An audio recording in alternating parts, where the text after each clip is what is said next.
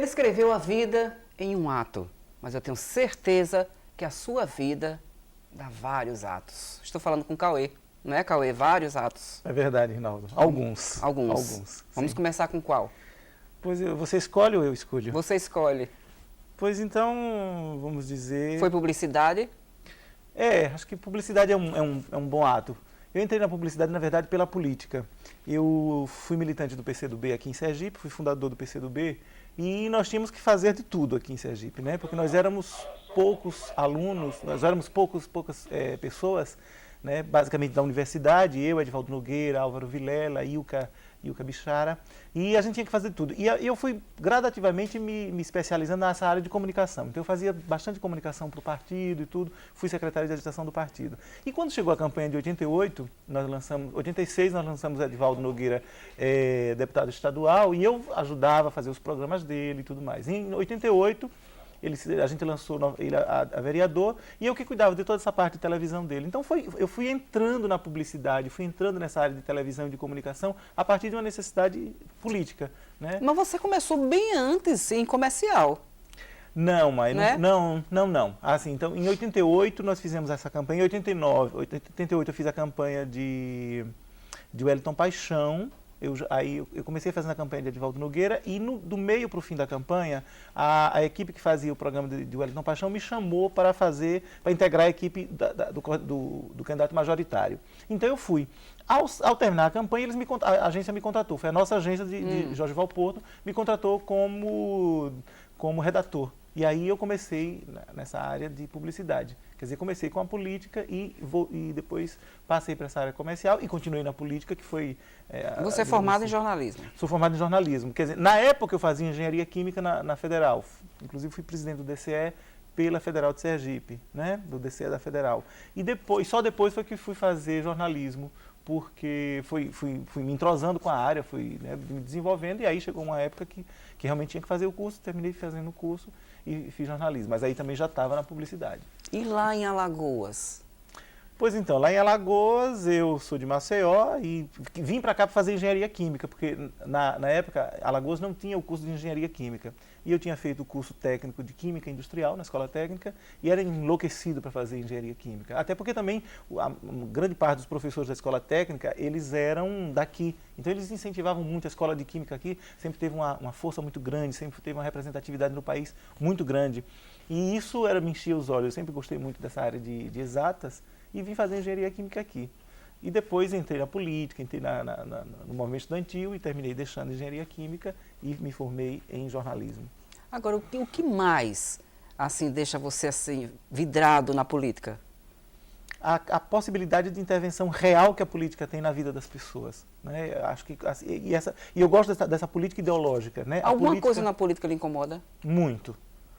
Quando em geral os políticos, quando eles não conseguem praticar aquilo que é o seu receituário, aquilo que é o seu paradigma, aquilo que eles professam como verdade. Quando há uma contradição entre a prática e a teoria, isso me deixa bastante desiludido, né?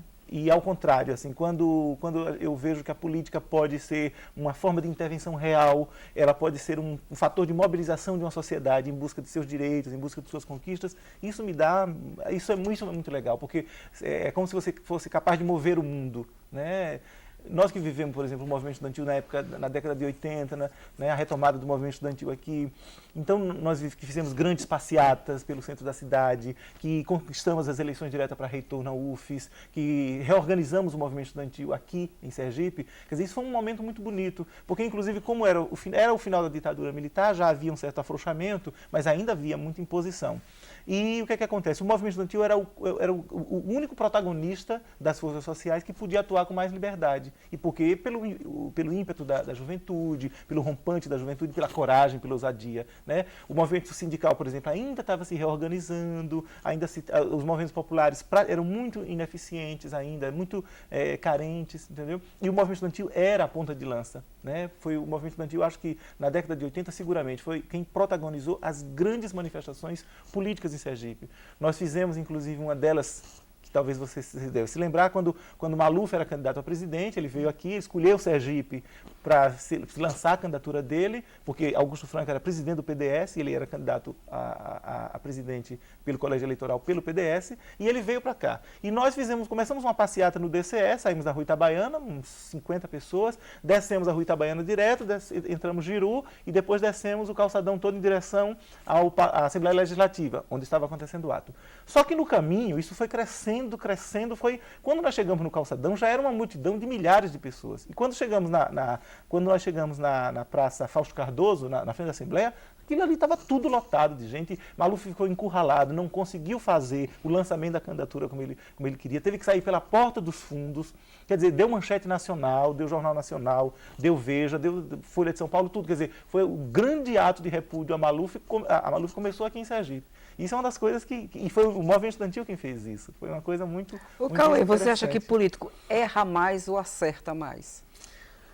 É difícil, é difícil dizer. Eu acho que talvez esteja se formando uma geração de políticos que tem procurado errar menos. Né? Eu acho que há uma geração de políticos que começa a pensar com mais ética na política, que começa a pensar em compromissos mais reais com a sociedade, que começa a pensar, né, numa aproximação maior entre aquilo que ele professa e aquilo que ele faz. Então eu acho que há uma certa renovação, né? Pelo menos acho que aqui a nível de Sergipe começa a haver uma certa renovação do pensamento político e que faz com que eles errem menos do que errem menos, né? Do que errem menos. Embora a política é sempre um espaço muito pantanoso, né? Porque se você não tem princípios, se você não tem uma bagagem política e se você não tem ideais, né? Aí eu acho que isso é muito ruim para a política. Porque se o seu ideal é você próprio, então só as suas razões vão predominar, só os seus interesses vão predominar, só as suas necessidades vão predominar. Agora, se você tem um ideal, se você tem uma causa que ela transcende a você, que ela é coletiva, que ela é social, que ela se liga a determinados grupamentos, entendeu? Aí eu acho que a política ela se realiza com mais beleza, eu acho que ela se realiza com mais verdade. Você acha que você, pode ser daqui a algum tempo, você também parta para isso, para o caminho? Não. Isso é uma coisa que está completamente fora dos meus planos. Até hoje nunca, e eu já participei de muito tempo de política e tudo, mas eu gosto muito dos bastidores da política. Eu gosto muito de estar nos camarins da política, entendeu? Na boca de cenas, mas não quero o proscênio jamais. Isso não faz parte do meu jeito, da minha índole.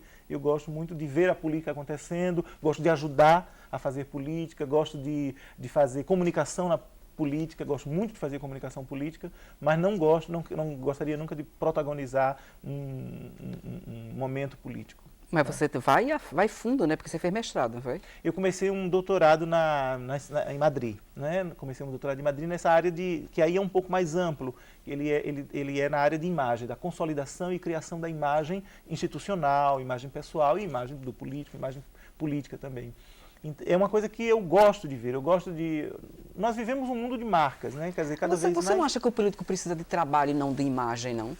Eu acho que o advento dos meios de comunicação e a evolução desses meios de comunicação e a importância que os meios de comunicação ganharam no mundo atual, Rinaldo, eles empurram forçosamente... Porque teve um que fez muito marketing, muita imagem e não fez nada, né? É verdade, mas veja bem, aí onde tem... Eu acho assim, a evolução dos meios de comunicação e a força que os meios de comunicação têm na sociedade, na vida de cada um de nós, empurra que o político trate da imagem dele. Como todo mundo quase trata, quer dizer, o político porque até está numa situação mais como se diz, está mais no proscênio. Mas todos nós, de uma certa forma, cuidamos um pouco da nossa imagem, com maior ou menor densidade. Agora, isso que você diz, eu acho que é a fórmula, para mim, assim, os espanhóis dizem assim, hacerlo bem e hacerlo saber. Ou seja, é preciso fazer bem e depois fazer saber as pessoas. Mas a premissa básica é fazer bem. Eu acho que é o trabalho. Eu acho que se o político tem trabalho, né, primeiro ele precisa trabalhar, ele primeiro precisa ter uma intervenção real na sociedade positiva e depois ele deve buscar mostrar esse trabalho. Mas assim, a premissa principal está em fazer bem.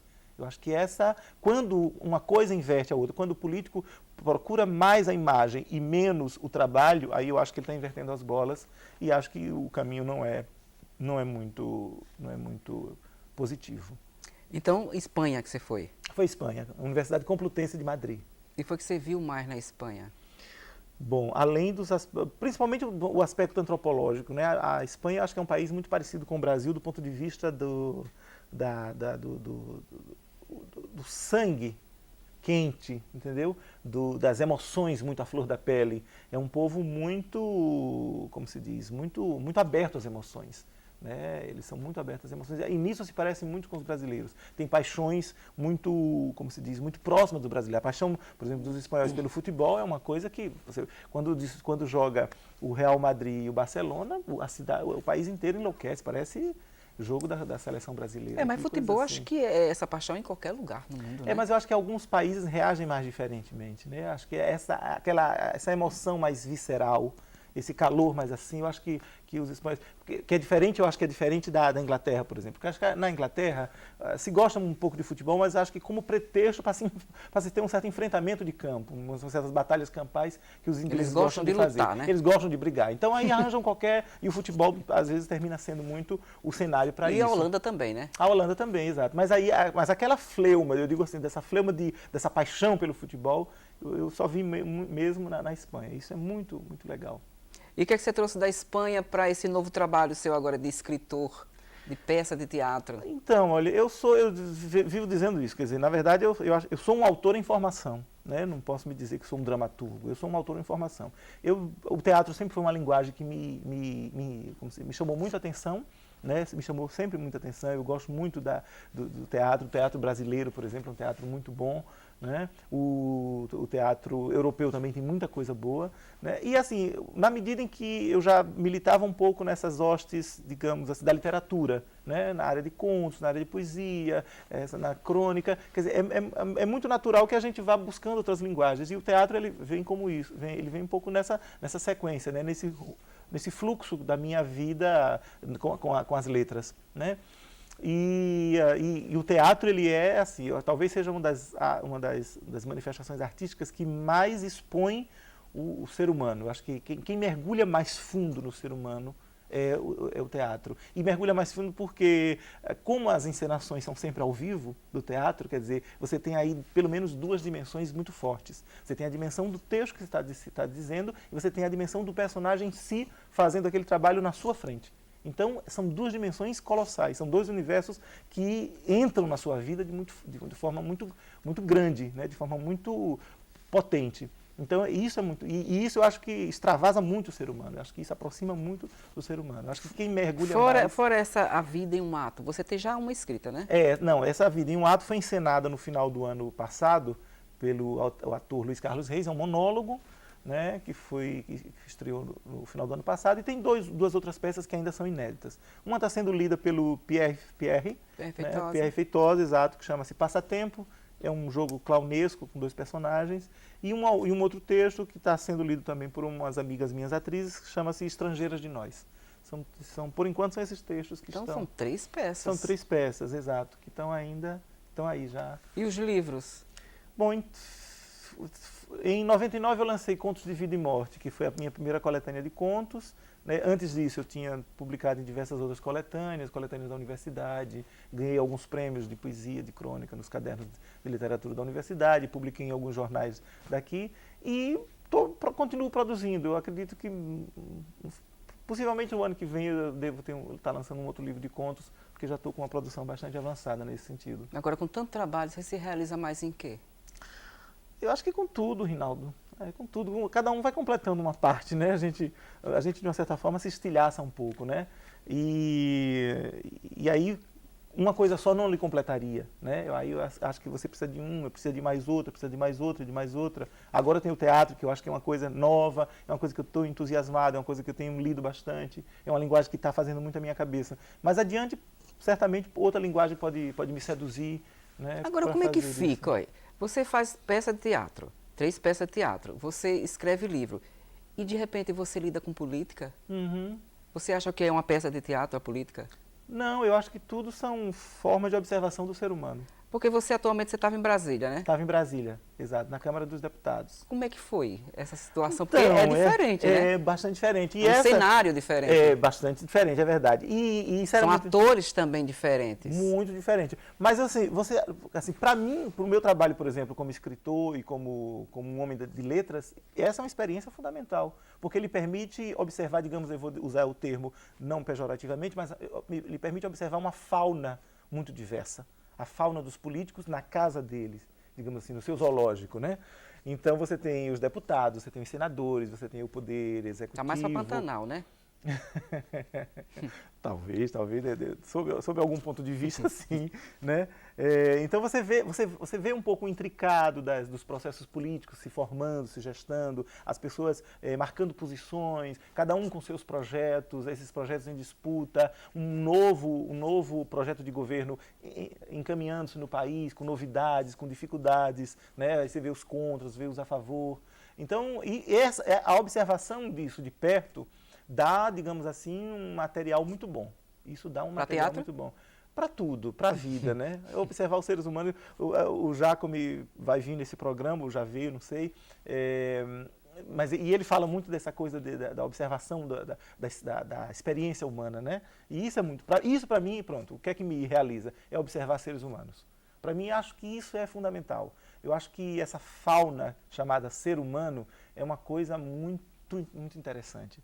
Sabe, as diversas vaidades, as diversas qualidades de cada um, sabe, os pequenos dramas de cada um, os grandes dramas. Você presta muita atenção às pessoas na rua, o comportamento? Muitíssimo. Eu sempre fui assim, desde pequeno eu sempre prestei muita atenção, né? Então, termina sendo um trabalho de psicologia mesmo, né? De observar comportamento. Mas acho que todos nós temos um pouco de psicologia, né? Tem, com certeza. Você certamente sim. É? Quando você faz um programa desse, por exemplo, que você vai escalavrando os seus entrevistados, você está fazendo. Mas depende do entrevistado também, né? Você tem o que a gente escalavar, né? Mas você consegue tirar leite de pedra também. Você acha que você, depois desse todo esse trabalho, você mudou como pessoa? Eu acho que sim, senão não teria valido a pena. Eu não sei se para melhor ou para pior.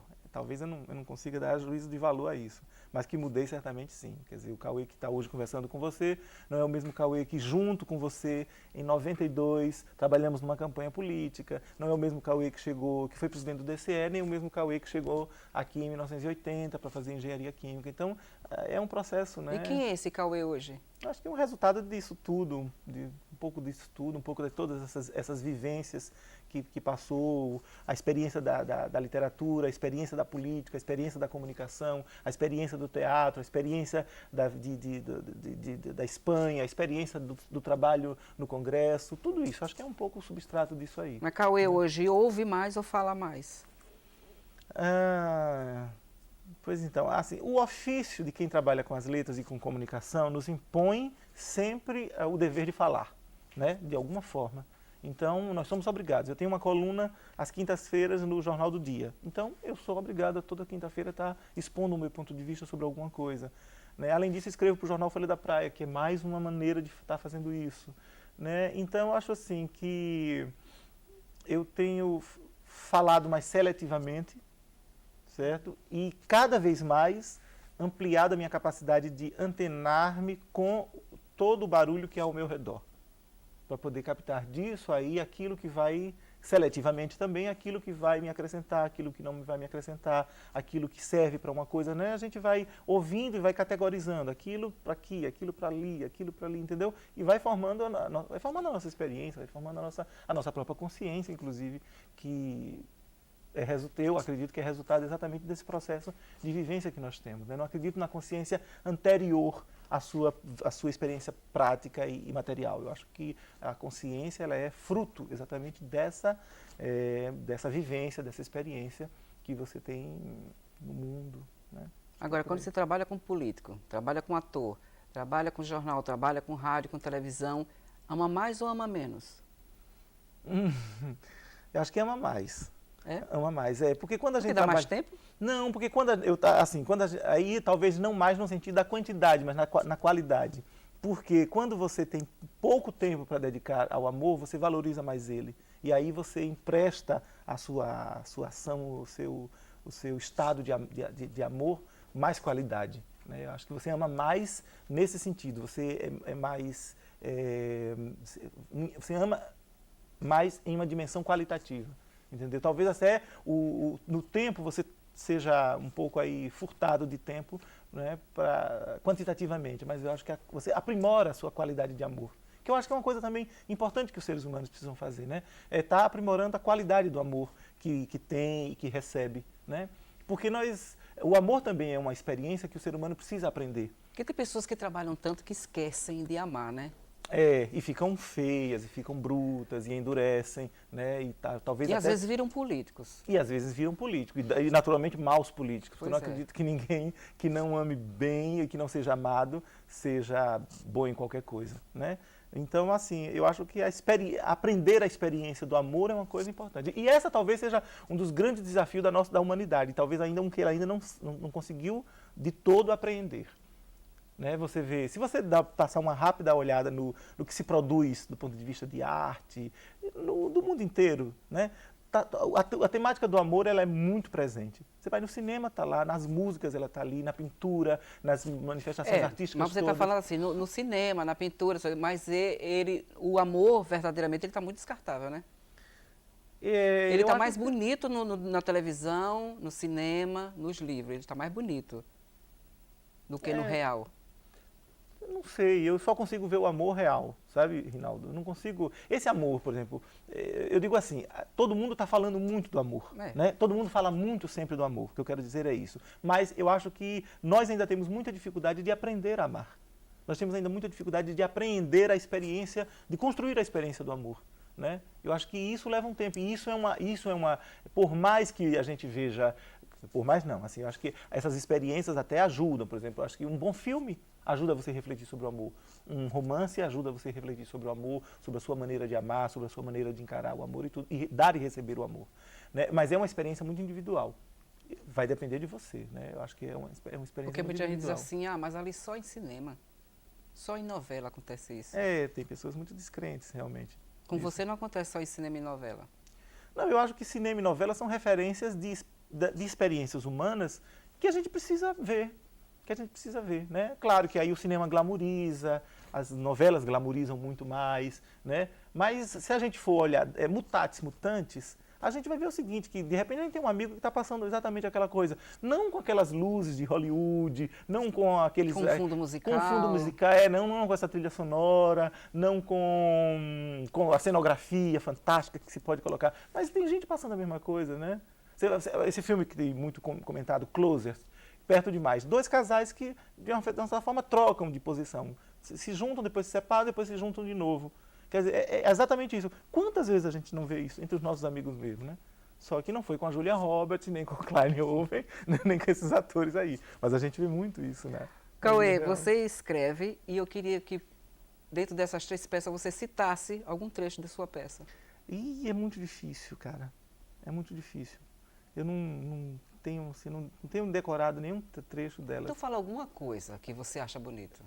Eu acho, Estrangeiras de Nós, eu acho um texto bonito. Ele é um texto que fala de amor. Pronto, São ótimo. 2 mulheres que se amam, né, que estão no fim da vida, estão juntas há muito tempo, digamos assim, estão há 30 anos juntas, já estão septuagenárias, e em determinado momento começam a questionar o fato de estarem tanto tempo juntas e se será que valeu a pena aquilo. E aí vão passando em revista toda a experiência delas, desde quando elas se conheceram na juventude, as peripécias da universidade, as dificuldades do enfrentamento desse amor difícil com a família, com os amigos, e a resistência delas, o acúmulo de experiência delas, depois a própria dificuldade delas, em algum momento as duas também se perderam nesse caminho, nessa trajetória, depois se reencontraram, mas também tem frustrações, tem momentos magníficos, e elas vão passando em revista isso, né? Todo um legado que elas têm juntos. Né, para ao final concluir que tudo aquilo é exatamente a construção do amor delas. Bom, Cauê, muito obrigado pelo amor. Ok. Obrigada a você por tudo. Obrigado a você, cara.